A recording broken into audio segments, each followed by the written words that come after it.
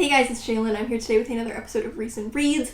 This is a series where I just chat about the last 10 books that I read, and we all have a good time. My little disclaimer, these are my personal feelings and reactions to the books that I read, and maybe some reason why on a craft level I felt the way that I felt. It's all very personal. I just do these videos because I like to keep a log of what I've read and talk about what I enjoyed. Maybe draw some conclusions from the books that I didn't enjoy. The point of these videos isn't to make like a value judgment on these books and to say that everyone should feel the same way as I do. It's fine if you feel differently. These are mostly books that I read while I was traveling from the end of April to the end of June, across a couple trips, a camping trip and a big Europe trip. I had kind of selected what I was going to read based on what I was going to read while I was traveling, which a lot of the time is longer books because it feels like a good time to get through them. We are having a bit of heat wave, and I do live in the PNW, and so the houses are not built for heat waves. We do not have AC, so I have opened the window. I think it's quieted down outside, but there may be some more background noise than usual. There may be some people talking. Sorry, it's that or I have a heat stroke on camera. So let's get started. The first book that I read was The Swimmers by Julie Otsuka. I've been meaning to read her work for a while. I think this is her latest. So this is kind of an experimental work of fiction about all the swimmers at a swimming pool. In the beginning, we're introduced to kind of everyone at this swimming pool and the communal collective culture around this swimming pool. And then we start to focus in on one particular swimmer, Alice, who has dementia. This book has such flowy and hypnotic prose. The voice is really musical and detailed, especially in those opening chapters. The technical skill to be able to craft those chapters the way that she did is collective, but yet extremely psychologically specific. It's like a mosaic of so many different characters all circling around their relationship to the swimming pool. Unlike anything I've ever read, but it's beautiful and musical and engaging despite the fact that we never really focus in on one person. This is a perfect example for me of why novels don't have one structure. My philosophy around structure in writing is like, your book should be well structured for itself. But that looks different in every book, and this is a beautiful example of a book with a slightly unconventional structure. Rather than really moving forward, it circles around and kind of slowly circles into its primary characters and conflict. I actually did enjoy the opening section, I think, with all the different characters the most.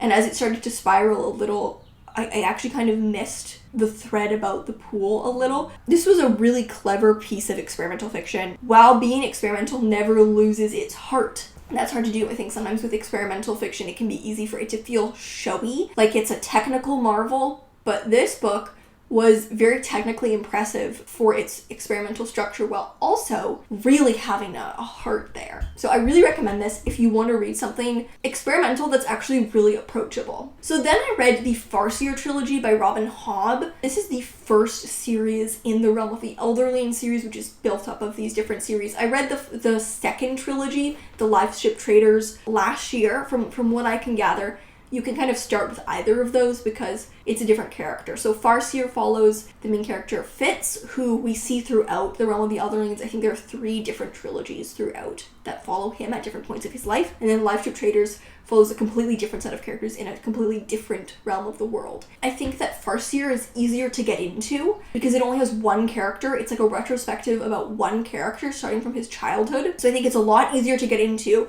whereas Life Ship had so many characters and a lot of threads. There are also some things in Farseer that if I had read Farseer first, I think wouldn't have been as like revelatory. Like I would have seen it coming in Life Ship, and those were really exciting reveals to me. So I'm kind of glad that I read Life Ship first. Farseer is not as technically marvelous as Life Ship is. Life Ship is so brilliantly paced, given its complexity especially. Farseer is a bit shaky in terms of the pacing. Basically, in this trilogy, we follow Fitz from when he's very, very young, where he's brought to the royal court, and the man who's taking care of him is like, this is the prince's bastard.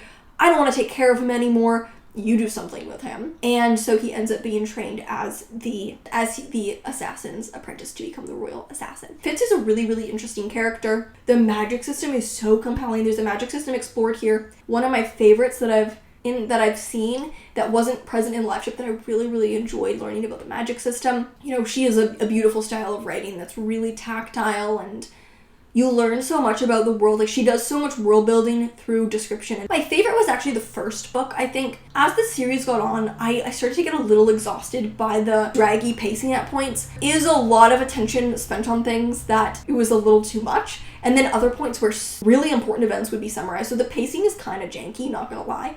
But I think in the first book, I didn't feel that as much because we were covering so much time that there wasn't as much lingering. My main critiques of this series, first, the janky pacing. Second of all, like, especially in the third book, it's long. The romantic arc that begins, well, kind of begins in the first book, but mostly through, like, the second and third books, I just wasn't too convinced by. Like, I could have done without the romance. It was not my favorite romantic thread. I would say that the assassin aspect, given that it's what the books are all named, Assassin's Apprentice, Royal Assassin, Assassin's Quest, I feel like the assassin aspect is very minimal, if not kind of poorly done. Like, it was interesting in the first book to see his training, but once he actually becomes an assassin, it feels almost inconsequential. It's not literally inconsequential because it does cause huge plot beats. Him being an assassin, just, there's like a cognitive dissonance there that I can't get back. This character does not feel like an assassin. Given how skilled Robin Hobb is at writing character psychology and unpacking trauma, this is the one place where I didn't feel like, across this series and Live Ship, I was not convinced by her character psychology work, was in Fitz being an assassin, which I felt like the effect that had on his character felt a little unconvincing to me. So there were a few things that were a little shaky, and I will say by the end of the series, I was getting a little exhausted by the pacing and how inconsistent it was and how slow it was at certain points. At certain points, I was like, Robin, can we move on? I am excited to read more because I have heard that, like, the later Fit series are just mind-blowing, especially compared to this one, and that this one is kind of the weakest of them. I enjoyed the overall style and richness of the world building and language. I really enjoyed Night Eyes. If you know, you know. The magic system, the overall, like, pacing and plotting was the weak point for me in this one. So then I read A World Between by Emily Hashimoto. This book follows the relationship between two women, Eleanor and Leela. Various factors, family, cultural, personal, interpersonal, come into play in their, like, on and off again relationship that we see over a long period of time. This is a really quick read that I read in one sitting on a plane. I enjoyed this, but that might also just, like, be the gay talking. I will automatically kind of enjoy anything that is about lesbians just because it brings me inherent joy. So I enjoyed reading this, but I actually have quite a lot of critiques of it. First of all, I found the character writing actually a bit weak and erratic. Some of the choices the characters made or the reactions that they had to things felt very sudden and not really justified within their psychology and, like, what we knew about them. The chemistry between them also felt more told than shown. Like, they are supposed to have, like, really strong chemistry and they can't kind of get away from each other, right? Like, they keep being drawn back towards each other, but I didn't actually really feel the chemistry between them. Comparing these two characters, we get a lot about why Eleanor finds Lena attractive. But why does Lena find Eleanor attractive? Lena is the much more likable character in this situation. Eleanor is a bit grating, not gonna lie. Eleanor has such an off-putting personality. Especially at first, like, in the first section, they're in college and that's where they meet. We're told that, like, Lena finds Eleanor easy to talk to and that's about it. Whereas from Eleanor's perspective, she's, like, obsessed with Lena, everything about her, very visceral attraction. But from Lena's perspective, she's just kind of like, oh yeah, Eleanor's easy to talk to. I'm like, is she? She's kind of, like, seems very hard to be around, to be honest. You know, I don't mind an unlikable character, but I actually found her quite grating because of the way her psychology was handled. She would just have these really extreme, sudden, unwarranted reactions to things. There were so many things from Eleanor's perspective that were so red flaggy to me. Like, she's very judgmental. You know, again, I don't mind a judgmental character, but in a context where I'm supposed to be feeling the chemistry between these characters as the primary fuel of the story, Eleanor consistently, like, invalidates Lena's bisexuality. I wanted to invest in this relationship. I wanted to want these characters to be together because that's the main, like, tension and stakes of the story, is that you want to see them end up together, I believe. But there's so many factors, especially within themselves, that prevent that from happening. But it was hard to root for it when I just felt like Lena deserved so much better. So then I read Kaikeyi by Vaishnavi Patel. So this book follows the title character, Kaikeyi. As far as I'm aware, this is a kind of reimagining of a character from an ancient Hindu epic called the Ramayana, and in it, Kaikeyi is just a side character who is kind of a villain, and this book kind of wants to explore her perspective and everything that leads up to her choice, give insight into why she made a villainous choice. I will say, going into this, given that it was a reimagining of like an ancient epic, I did expect it to have more of like a mythic feel. It doesn't really. It's kind of fantasy, kind of historical, but it doesn't really feel fantastical. It feels quite just historical. There isn't really a like mythic or fantastical vibe to it, which I was kind of expecting and wanting. I'm not going to judge a book because it was different from what I was expecting. I think just because I've seen this branded so much as like a myth retelling, but it didn't really have a myth vibe. That's just a difference in my expectations versus what we got, which is not the book's fault. The main character is really interesting. We see a whole life leading up to a decision that from the outside would be hard to understand, but it makes sense within the narrative to me, someone who's not familiar with the source material. Some elements felt a little underdeveloped. Very interesting character dynamics, some really unique character dynamics that I haven't really seen before. The protagonist gets married to a man who already has 2 wives, but neither of them have had children yet. And she basically says, I'll be technically your 3rd wife, but I want my child to be the heir. In that regard, I want to be the 1st wife. And that's kind of the deal she makes to get her child into like a seat of power. And then all 3 women end up having children. And so there's these really interesting dynamics between the main character and her children, who are not her biological children, who are the daughters of her like sister wives, but who on the page are just referred to as like her son. Like there's no distinction. That I thought that those were very interesting dynamics that I really enjoyed seeing on the page, because I hadn't really seen a dynamic like this before. The dynamic between her husband is quite interesting. The main character is like aro ace coded. There is no romantic or sexual attraction between them, but she's like, I know what I want from this relationship in order to like further myself and my family line. So really interesting. You know, within those character dynamics, some of the side characters just felt a little more like a role in the story than a person. And given how long and rich the book is, though I will say it actually reads quite quickly, should have been space for a little more development in some of these side characters. So then I read Fingersmith by Sarah Waters. This is the book that the movie The Handmaiden is based on, if you've seen that movie, which I have, and then I found out that it was based on a book, and I was like, need it? So this book follows a young thief who is offered the opportunity to become the handmaiden to a wealthy like heiress, with the goal of basically tricking her and stealing all her money by convincing her to marry this guy, and then the 2 of them would steal all the money and they would trick the heiress into getting her locked into an estate asylum. But of course, as she's trying to trick this woman, she ends up falling for her. So juicy. The plot is very twisty. I mean, first of all, classic. We love the I fell for the target trope. So good. The plot is so twisty. I knew most of the twists because I'd seen the movie, but the book does have some twists that the movie omits, and one of them I did feel was a bit too convenient, and like a lot of reveals at the end were really quick. I think I actually did prefer the way the movie handled the ending, because it relied more on like the characters' ingenuity and cleverness rather than broader forces of fate. Some of the twists in the book that aren't in the movie have more to do with the grand workings of things, though I think I preferred the ending of the movie, but it was fun to read the book because at a certain point the plots diverged, and so I did not know where it was going. There are some twists in the book that aren't in the movie, and so you will still be thrown for a loop. And I'm pretty sure, had I not seen the movie, had I just read the book, the twists that are in both of them would have blown my mind, because they did in the film. I was like, worth reading and watching. Just really weird, interesting, compelling relationships. Like, the whole setup for this relationship is so juicy. This is the type of sapphic romance that I want to see. I want it to be wrapped up in layers of scheme. So then I read Belladonna by Anbara Salam. This book follows 2 teenage girls. The protagonist is like completely in love with her best friend, who is really magnetic, and they get the chance to do a study abroad year in Italy together. We love a messy, vibes only, no plot, sapphic coming of age story. My type of book.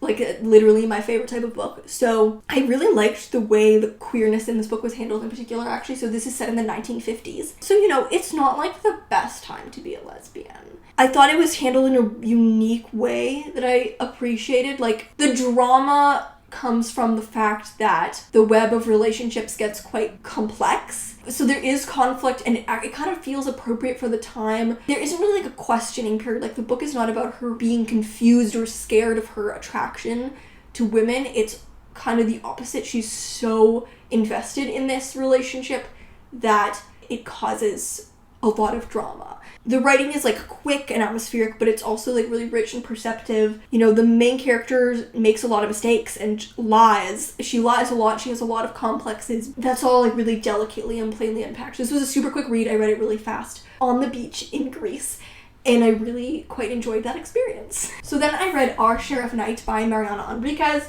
translated from Spanish by Megan McDowell. Oh, I'm so excited to talk about this book.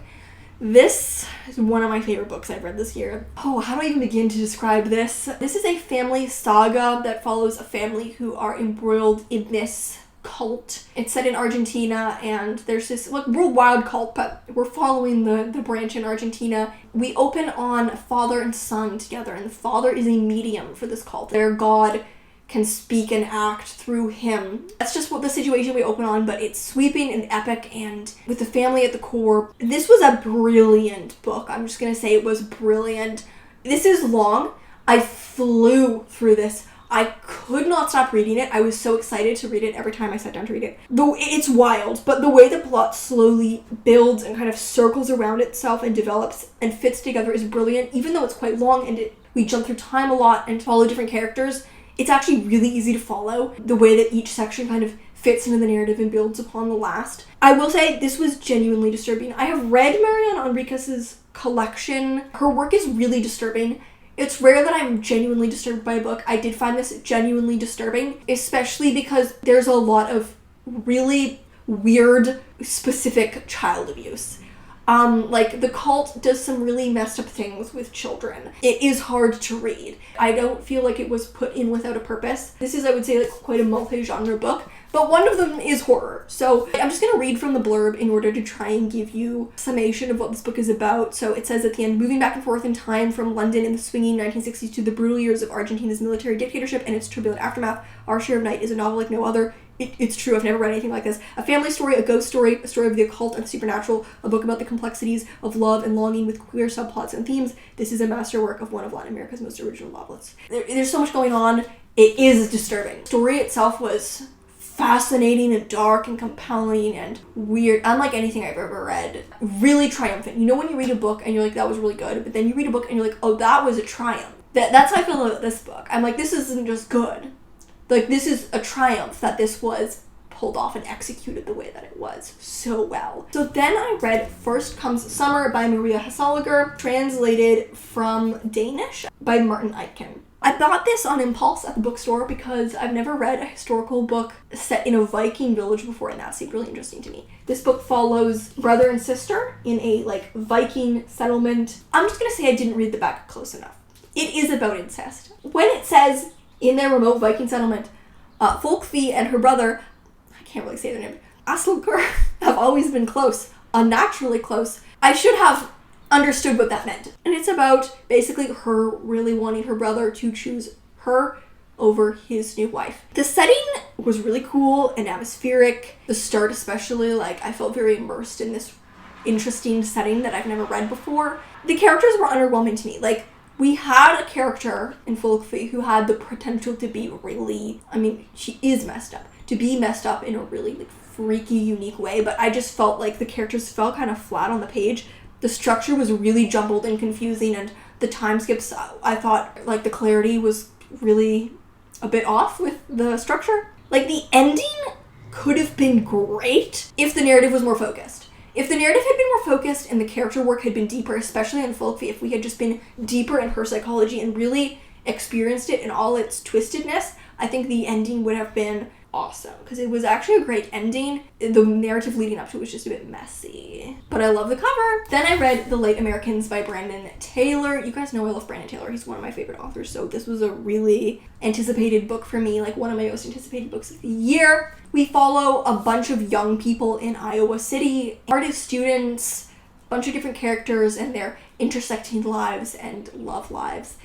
Each chapter follows a different character, and it slowly builds into this larger narrative of their collective social and emotional narrative. I really enjoy Taylor's writing because there's this like precise languidness to it, you know, like he's very precise in the way he looks at things and describes things. There's so many points where he will say something and I'm like, oh, that was just really correctly put into words. Like, not just well said, like, oh, a beautiful phrase, but well said where I'm like, oh, you're really right about that. Correct.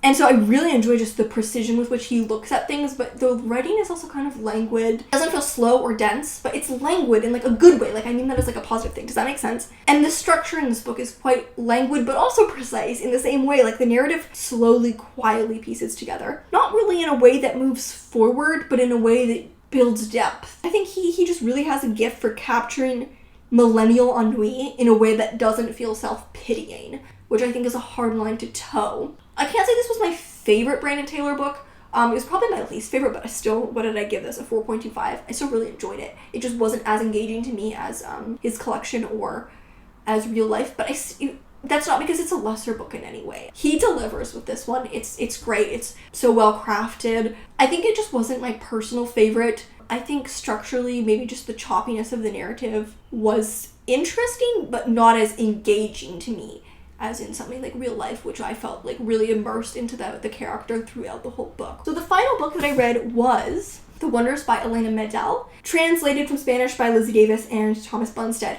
I read this for book club. I can't say I really enjoyed it, unfortunately. You know, I think I see the intention behind this book. This book follows two women, one of whom is unknowingly the other's granddaughter, but they don't have a relationship. They both, at the beginning, are attending a women's march in Madrid, and then we follow both of their lives. It's very much about class and, you know, how poverty and money affect women's rights and the roles that women are put into in family and society. So do I see the intention behind this as a feminist work? Absolutely. From an enjoyment of reading perspective, I didn't really enjoy it, to be honest. It's a really short book, but I actually found it quite a slog to get through.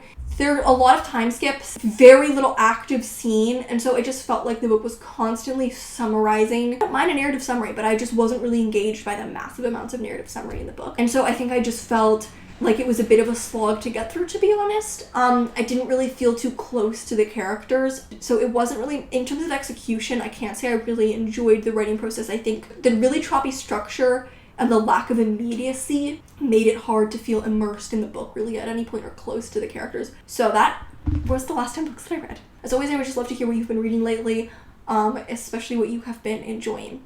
So thank you guys so much for watching, and I'll see you in another video.